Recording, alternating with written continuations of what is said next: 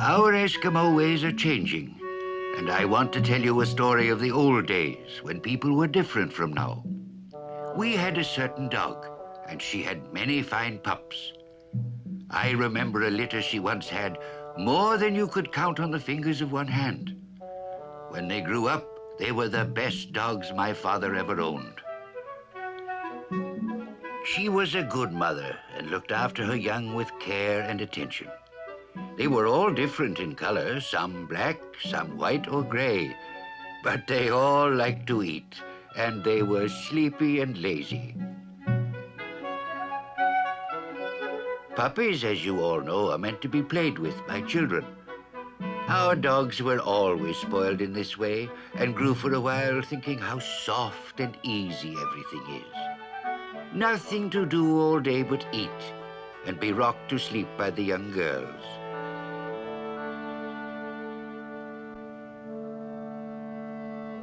But pups grow up and soon must learn to work. In summer, they carried packs for us. They quickly learned what their legs were for.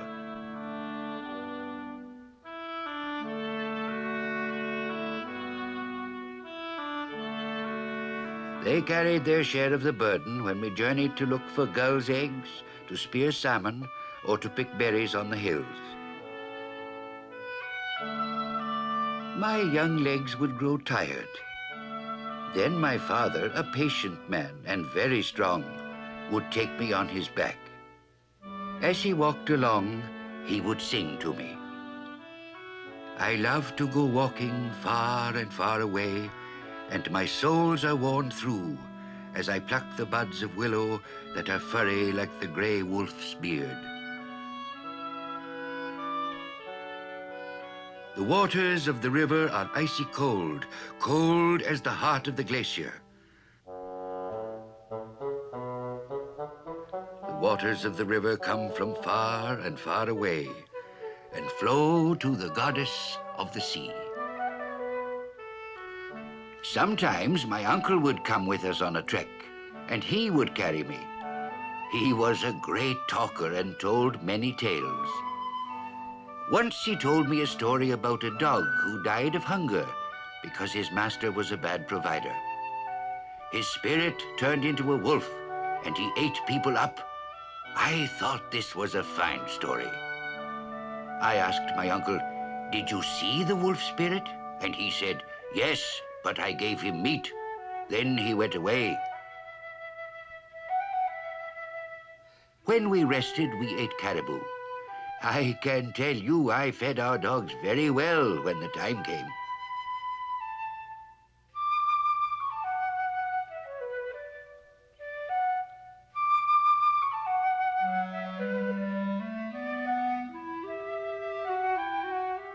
Sometimes we carried our packs into the high hills where no man lives.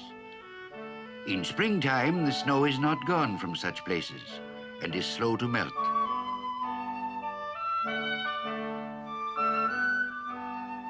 Our dogs would carry heavy loads through great drifts. But snow is no colder than the icy water of rivers.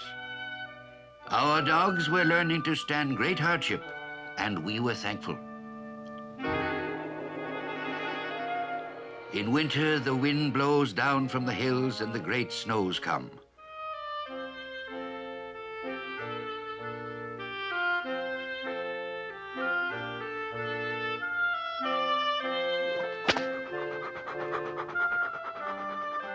Our dogs would be trained to the harness and taught the ways of a sled. The whip cracks. Yeah, yeah! Swiftly, swiftly they pulled the sled, brother and sister side by side. The whip cracks. Who is master? Who is the cunning one? The deceitful one? The thankless one? My father was a patient man, as I have told you. But often with those young dogs, he lost his temper and was angry. He would then use language terrible to hear.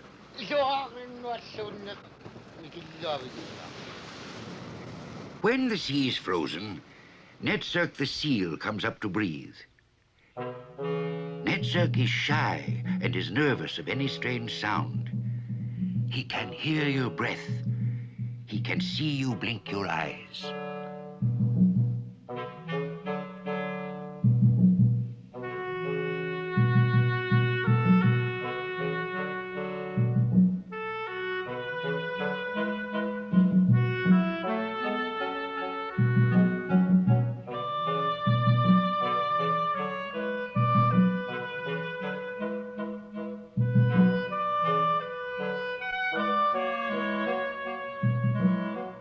Our dogs were great hunters of Netsilik the seal.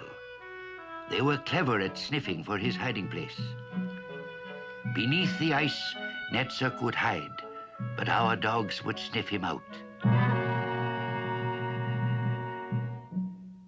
Then the hunt would begin. The seals dwell beneath the sea with the sea goddess. My uncle told many tales of her kingdom beneath the frozen ice. She is guardian to all creatures that live in the sea. A seal is a gift from the sea goddess, and only the best hunters receive her gifts. The seal has sharp ears. The dogs were taught to lie still to stay apart from the blowholes. Oh yes, the seal has the sharpest ears. If he hears the slightest creaking in the snow, he will take warning and swim away.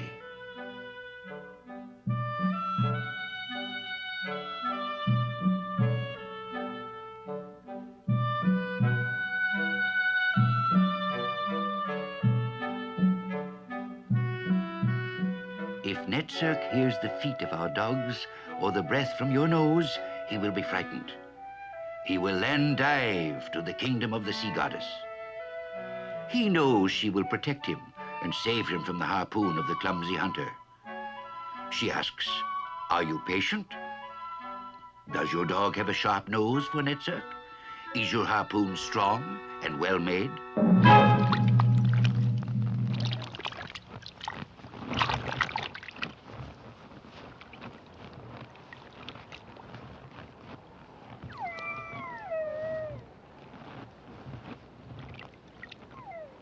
When a seal was caught, our dogs were anxious to share in the kill. "We have found the blowhole for you," they say, "therefore we have a right to part of the catch." A wise hunter will reward his dogs. Dogs that are rewarded are anxious to please and fear nothing. My father was a great hunter. His harpoon was straight and sharp. Our bellies were never empty, and we had seal skins to make many things. Hunting was sometimes bad, but my father would nearly always bring back a seal. Often he was the only hunter in our village who did. Patiently he waited at the blowholes, coming back sometimes with a bearded seal or sometimes with a ring seal. I remember the excitement among the people when the hunter returned. Everyone would run out to lay claim to a share of the meat and praise the kill.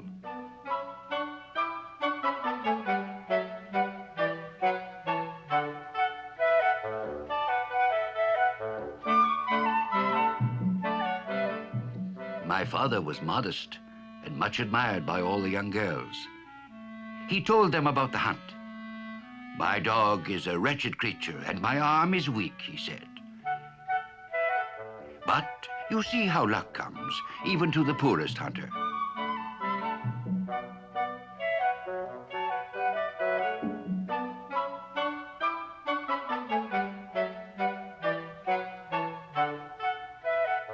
When my father brought in a fresh seal, he would declare himself quite unworthy of praise, that his harpoon was poorly made, and his dogs were useless as the fleas in their coats.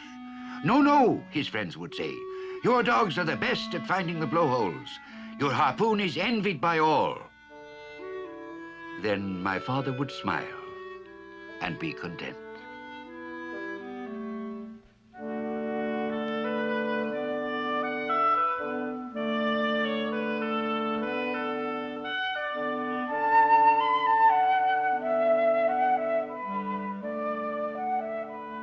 Then my mother would cook parts of the seal and serve the guests.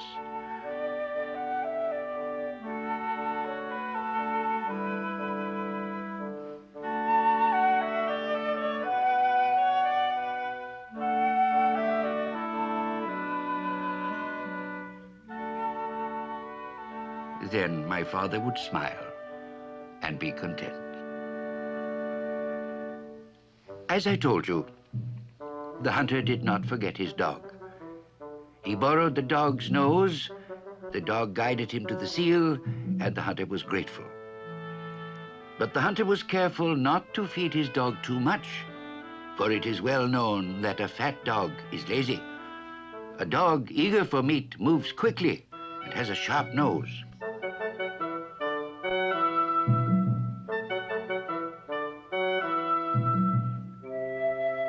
A dog will keep warm in the snow. Curled up with his nose under his tail, the snow will cover him. Yet he will sleep and rest himself and be eager for the harness.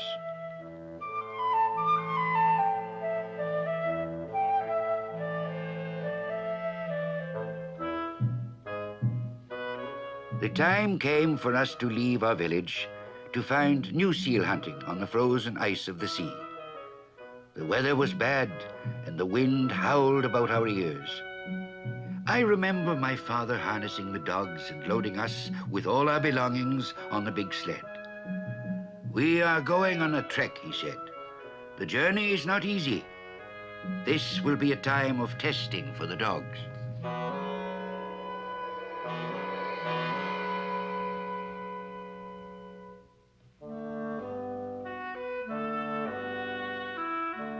As soon as we could, we left the old place. The igloos were empty and silent. In a long line, one sled behind the other, we started out. The dogs strained at the harness. This was the first trek in winter that I clearly remember. Our dogs are unworthy, I thought. We shall perish in the snow. We shall be eaten by wolves or polar bears. But my father was strong and a great hunter. He shouted at the dogs, and they understood. Then I thought, surely our dogs are the strongest and best in the land, because they are my father's dogs and obey his voice.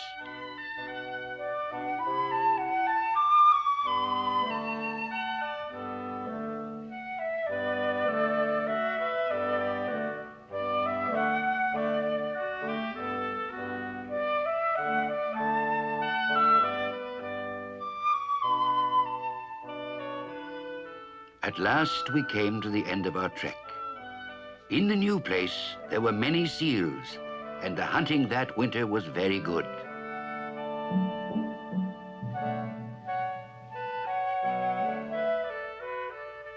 And that is the way we used to live.